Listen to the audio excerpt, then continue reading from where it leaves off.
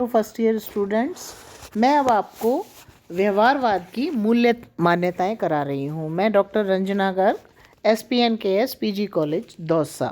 ये आपको ऑनलाइन पढ़ाने का एक माध्यम है। व्यवहारवाद की आधारभूत मान्यताओं, लक्षणों एवं विशेषताओं पर डेविड ट्रूमैन, हिंज यूलाउ, सैमुलिनसन, मोरिस जेनोबिस, डेविड और सबसे प्रमुख जो हैं वो हैं डेविड ईस्टन आदि अनेक विद्वानों ने विस्तार से विचार किया है। सबसे जिसके जो प्रमुख हैं वो है डेविड ईस्टन। इनकी पुस्तक का नाम था the new aspects of politics. इसमें इन्होंने व्यवहारवाद की मूल मान्यताएं बताई, जिसको उन्होंने व्यवहारवाद की बौद्धिक आधारशिला कहा। अब इसकी जो पहली मान्यता है वो है नियमन, नियमितताएं या नियमन।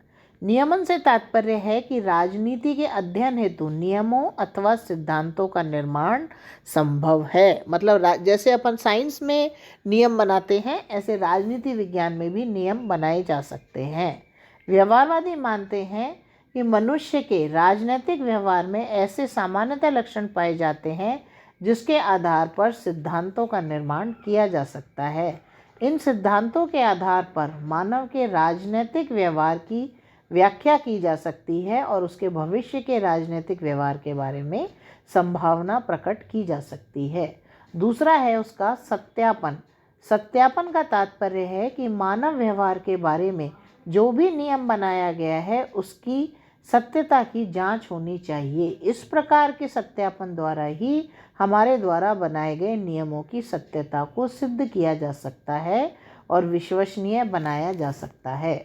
तीसरा है तकनीकों का प्रयोग। तकनीक का अर्थ अध्ययन के ऐसे साधनों से है जो तथ्यों के चयन, संकलन एवं वस्तुनिष्ठ विश्लेषण में सहायक हो। परंपरागत रूप से जिन तकनीकों को काम में लिया गया है उन्हें पूर्ण रूप से वैज्ञानिक नहीं कहा जा सकता।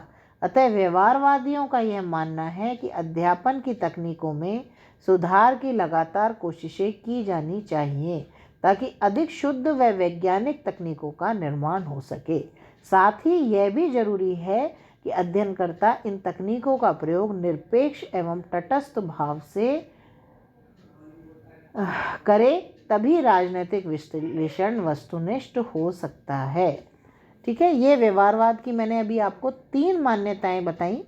पहली नियमन, दूसरी सत्यापन, तीसरा तकनीकों का प्रयोग।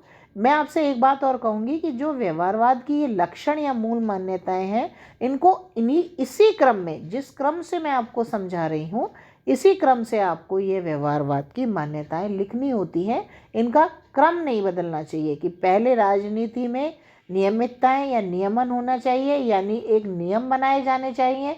फिर वो नियम ऐसे होने चाहिए कि उनकी सत्यता के आधार पर हम उनका आकलन कर सकें और जो ये नियम बने उसमें शुद्ध राजनीतिक वैज्ञानिक तकनीकों का प्रयोग हो। जैसे हम साइंस में करते हैं कि 2 + 2 4 होता है, या H2O कहेंगे तो H के 2 मॉलिक्यूल्स और ऑक्सीजन का 1 मॉलिक्यूल मिलकर जल बनता है। उसी तरह ये चाहते हैं कि राजनीतिक विज्ञान में भी तकनीकों का प्रयोग इसी रूप में होना चाहिए। अब इसकी जो बाकी मान्यताएं हैं मैं वो अपने नेक्स्ट लेक्चर में आपको बताऊंगी। Thank you.